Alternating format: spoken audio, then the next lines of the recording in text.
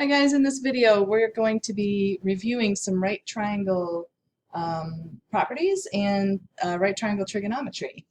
So it's called right triangle trigonometry because it deals only with right triangles, which means one of the angles is 90 degrees.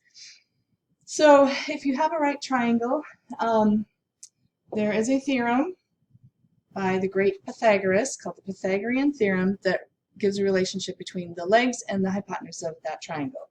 So the legs of the triangle, you can call either one of these A and B. It doesn't matter if you reverse those, but the hypotenuse has to be C over here by itself. So A squared plus B squared, this leg squared plus this leg squared will always equal this squared, the hypotenuse squared, if it is a right triangle. So let's do a little example here. This is 5 centimeters. I don't know if you can see that in the video. But okay, so we're given two legs and we have to find the hypotenuse. So I'm going to call this leg A, I'm going to call this leg B, and I'm going to go A squared plus B squared equals C squared. A is 4.2 squared plus B is 5 squared equals C squared. Why don't you guys pause the video and grab a calculator and estimate what C is to the nearest hundredths. Okay, you can see here 4.2 squared plus 5 squared is 42.64.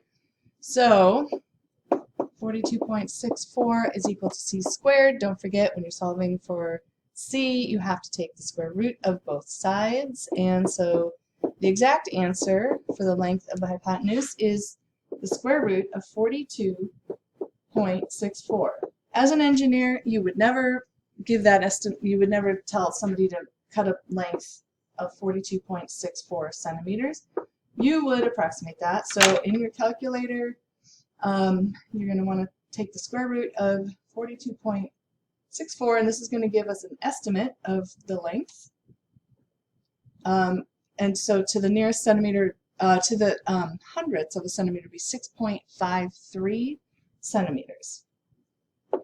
Depending on what you're doing, that estimate might be close enough, or maybe you have to round even to farther out, or even less. Depends on what you're trying to do.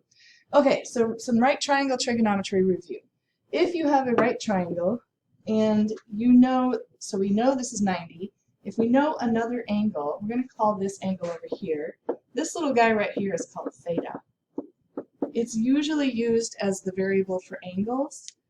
You could call this angle a different variable if you wanted to, like x or something like that, but it's a variable. So we have theta over here. It's a Greek letter from the Greek alphabet.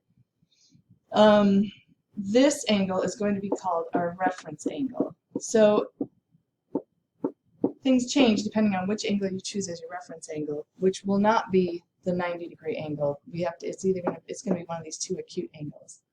Once you know this angle, then this angle up here would be set because the angles have to add up to 180 degrees. So if we know this is 90 and we know this angle, we can figure out what this angle is. And so if I scale this triangle up or down, I'm going to get the same ratio of sides. So if I make, so here's my blue triangle, and I can make another triangle with the same reference angle here. There's also a 90-degree angle over here. This angle and this angle will be the exact same. These two triangles are similar, the blue and the purple. So there's a relationship here. If you take the length of this side, and you take the ratio of this side over here to this side, it will be the same in the blue triangle as it is in the purple triangle. This got bigger in the same ratio as the hypotenuse increased as well. So once you know this angle, we can use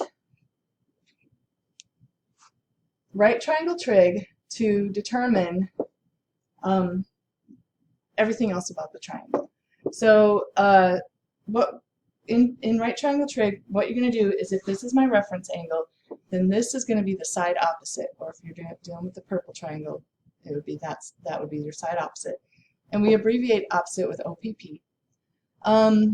The side that is connected as part of the ray of the angle here is, but not the hypotenuse, it's called the side adjacent, and we abbreviate that ADJ. And then the one across from the right angle is always called the hypotenuse. So we abbreviate that HYP. For every triangle, the ratio of this length to this length will be the same if we know this angle, and it's a right triangle. So somebody decided to call that sine of the angle, but we abbreviate it SIN. The sine of an angle is the ratio of the side opposite to the hypotenuse. The cosine of an angle is COS, cos of angle theta, is the side adjacent to the hypotenuse. So if we have that angle set, then this side to this side will be the same for the blue and for the purple. They are going to be, that when you take the ratio, it'll come out to be the exact same thing. And then the third one here is tangent. Oops. Tangent of an angle is abbreviated tan, and it is equal to the side opposite over the side adjacent. And all three of these have reciprocals. You could find hypotenuse to opposite, that's got a different name. We're not going to go there. This right here is a little mnemonic device that'll help you remember. SOHCAHTOA, the sine is the side opposite to the hypotenuse. C is for cosine, is adjacent to hypotenuse, and tangent is opposite to adjacent. Let's do a problem real quick, and then I'm gonna have you guys do some stuff with this. Okay, so we have this triangle. We're going to solve the triangle, which means I need to figure out this angle up here, and I need to find this side length and this side length. I'm going to call them X and Y. Okay, so to find this angle, I know they all add up to 180, so I'm going to go 180 is equal to 90 plus 35 plus some other angle over here. I'll call it W. 90, so I got 180, 90 and 35 is 125. Subtract that from 180 and we get this angle is 55 degrees. Double check my math there. This is 55 degrees up here. Yeah, that looks like it works. Okay, so now we're going to find this side length and we're going to find this hypotenuse. And we know this side, which in reference to if this is our reference angle, this is called the side opposite, this is called the side adjacent, and this is our hypotenuse. All right, so we are going to, let's solve for x first. It doesn't matter which one we pick. Let's solve for x. This, we know the side opposite, and this is the side adjacent, so the trig ratio that we're going to use is the tangent. So the tangent of, you're going to put 35 degrees right here, is equal to 10.2 over the adjacent side x. Now, anytime you have to solve for something that's in the denominator, you want to get it out of the denominator. So I'm going to multiply both sides by x. The x tan of 35 is equal to 10.2. The tangent of 35 is a number that we can, the calculator has all that information stored. Remember, if this angle is set, then the ratio of this to this is also set. We're going to divide by the tangent of 35 on both sides. And here's where you need to be really careful. I'm going to take this calculator, and if you look on mode, which is right next to the second button, and all calculators pretty much in this day and age will have a radian or a degree mode. Radians are a different way to measure angles. We want to measure this in degrees because our 35 is in degrees. We want to put this in degree mode. So then I can hit second quit, and I'm now in degree mode.